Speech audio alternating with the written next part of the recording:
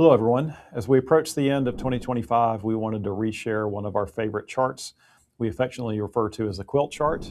May remind some of you of a covering on maybe your grandparents' bed with all the colors all over the place. So that's why it has that title in our mind. But a couple of ideas for you here. So what you're looking at, columns represent years. So this is each year over the last 10 years, plus the year-to-date period for this year there on the far right.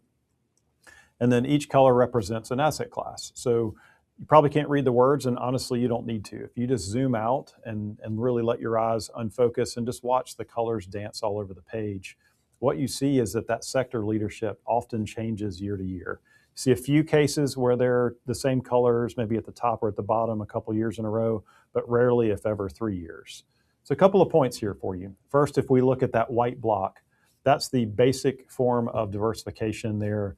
60% stocks, 40% bonds. And you see the experience is very different. So it kind of stays in that middle third, maybe even a little bit north of middle. But the idea is it doesn't move nearly as much, rarely at the top, rarely at the bottom, and just gives you a smoother ride. So that's what diversification can do for you in a variety of markets.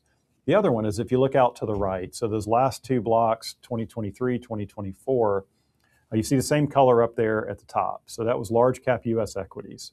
So if we would have asked this question about this time last year, what is going to lead in 2025? A lot of people would have said more of the same, US large cap. And what you see in that last kind of detached column is in this year, that has not been the experience. It's actually fifth.